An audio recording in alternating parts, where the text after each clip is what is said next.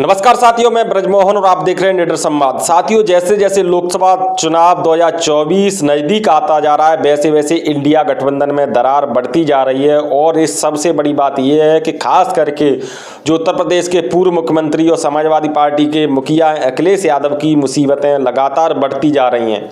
साथियों, पूरा मामला क्या है जानने के लिए बने रहिए मेरे साथ और इस वीडियो को ज़्यादा से ज़्यादा शेयर करें, लाइक करें। चैनल अभी तक सब्सक्राइब नहीं किया तो चैनल को सब्सक्राइब जरूर करें। तो साथियों, जैसा कि मैंने बताया कि अखिलेश यादव की जो परेशानियां बढ़ती जा रही हैं, क्योंकि एक के बाद एक कई नेता नाराज हो रहे हैं। स्वामी प्रसाद मौर्य ने अपने राष्ट्रीय महासचिव पद से इस्तीफा दिया, तो कई विधायक सांसदों की भी अखिलेश यादव से नाराजगी की अटकलें सामने आ रही हैं, खबरें सामने आ रही हैं। लेकिन इस सब के बीच सबसे बड़ी बात यह है कि एक समाजवादियों में अलग पहचान रखने वाले, बहुजन समाज की बात मजबूती से रखने वाले वरिष्ठ पत्रकार प्रोफेसर दिलीप मंडल ने अखिलेश यादव पर बड़े आरोप लगाए हैं। जी हाँ साथियों, प्रोफेसर दिलीप मंडल वो पत्रकार हैं जो कई बड़े मीडिया संस्थानों में काम कर चुके हैं, आज तक के इंग्लिश के हेड रह चुके हैं और वो कई सोशल इशू पर अपनी बात लगातार बहुजन समाज के सामने रखते रहते हैं। चाहे तो वो जातिगत जनगणना का मामला हो, रोस्टर का मामला हो या SC/ST एक्ट का मामला हो, ऐसे तमाम जो SC/ST OBC के हित के जो अहम मुद्दे होते हैं उन पर अपनी बड़े ही अच्छे तरीके से अपने विचार रखते हैं सोशल मीडिया पर।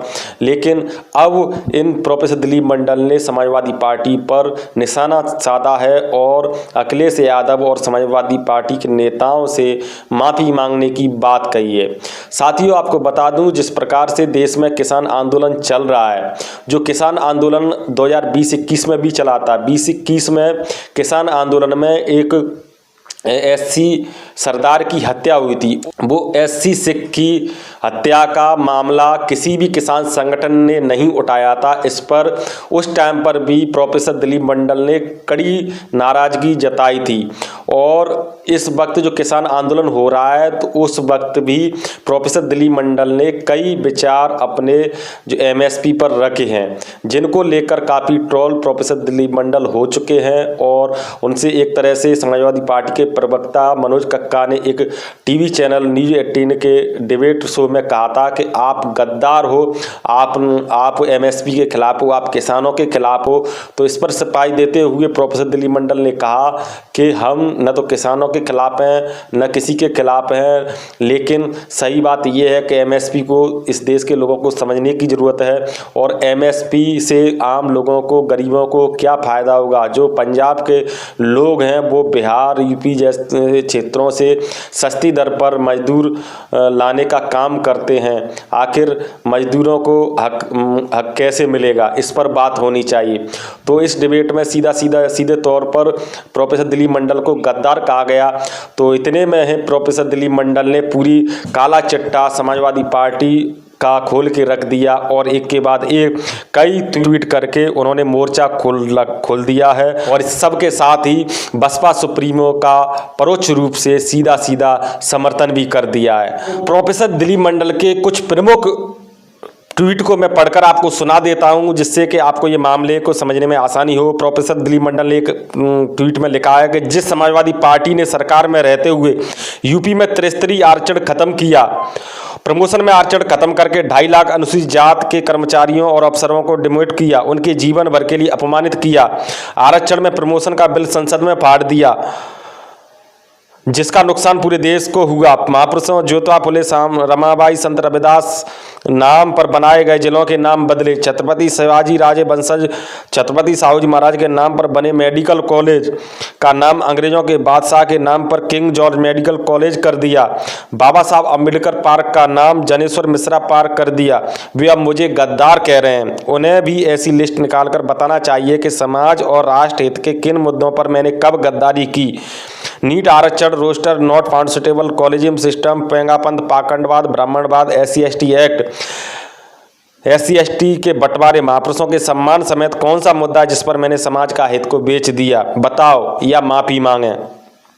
इसके अलावा अन्य ट्वीट में लिखा है कि सपा प्रवक्ता मुझे जाने किस बात के लिए गद्दार कह रहे हैं। सपा बताए कि जब केंद्र में मंडल मसीहा BP सिंह की सरकारी गिराई गई थी तब उनके नेता किस ओर खड़े थे, किस ओर वोट डाला था।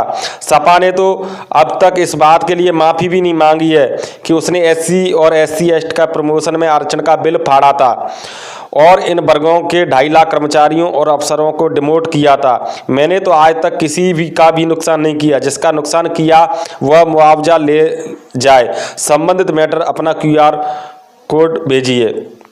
एक और अन्य ट्वीट में उन्होंने लिखा है कि बिगाड़ का डर हो तो भी ईमान की बात तो बोली ही जाएगी और सपा प्रवक्ता भाई मनोज काका के यह कहने का कोई मतलब नहीं है कि दिलीप मंडल गद्दार हो गए। मेरी हर बात समाज और राष्ट्र हित में, राजनीति आदमी नहीं हूँ। 25 साल बाद रिटायर होकर ही राजनीति के बारे में सोचूंगा। सपा का आदमी पलट जाए जैसे गौरव भाटिया या संजय सेठ तो उसे जो कहना है कहिए। मैं किसी का आदमी न था न हूँ। गद्दारी का आरोप बेबुनियाद है। यानी कि प्रोफेसर दिलीप मंडल ने साफ शब्दों में कहा है कि मैं कोई राजनीतिक आदमी नहीं हूँ, मैं सामाजिक और सोशल एक्टिविस्ट हूँ या जर्नलिस्ट हूँ, इसलिए मुझ पर ये आरोप लगाना बिल्कुल गलत है, बेबुनियाद है। लेकिन इस सब के बीच में लास्ट में जो उन्होंने ट्वीट किया उससे पूरा समाजवादी खेमा, पूरे उत्तर प्रदेश की राजनीति गरमाई हुई। उन्होंने एक ऐसा ट्वीट कर दिया जिसने इशारों में बसपा सुप्रीमो मायावती का परोक्ष रूप से एक तरह से का समर्थन कर दिया। और इस सब के बीच समाजवादी पार्टी पर एक बड़ा आरोप प्रोफेसर दिलीप मंडल ने लगाया है कि समाजवादी पार्टी ने ही बीजेपी को 2014 में सरकार बनाने के लिए सरकार में पहुंचाया है। तो क्या है अगली खबर, इसमें देखिए। उन्होंने लिखा है कि बीएसपी ने 2007 में यूपी में विधानसभा चुनाव जीता। गंभीरता से समझिए, बीएसपी ने 2007 में यूपी में विधानसभा चुनाव जीता, सरकार बनाई। 2 साल बाद 2009 में लोकसभा चुनाव हुए और बीजेपी को यूपी में सिर्फ 10 जगह जीत मिली। यानी कि बीजेपी की केवल 10 सीट आई जब बसपा सत्ता में थी उसकी 2 साल बाद।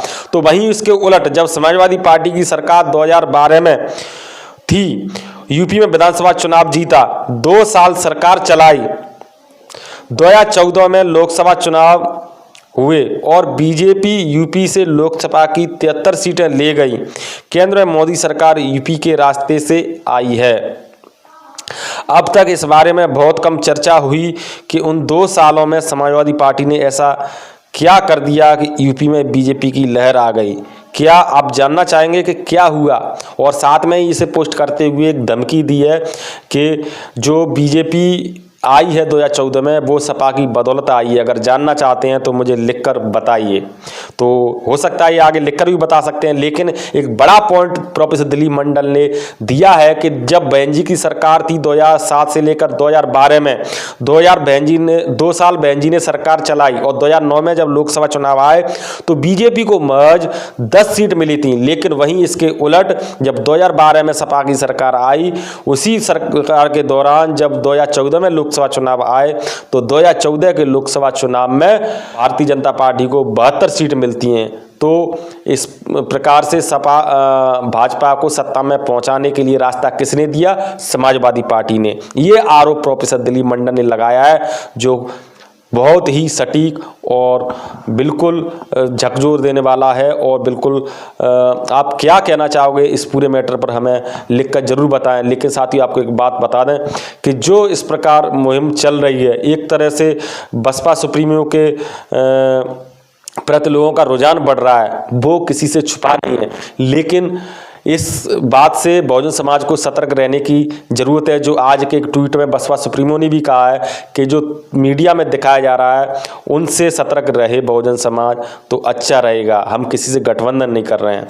तो अभी के लिए सिर्फ इतना ही। आप देखते रहिए निडर संवाद। नमस्कार।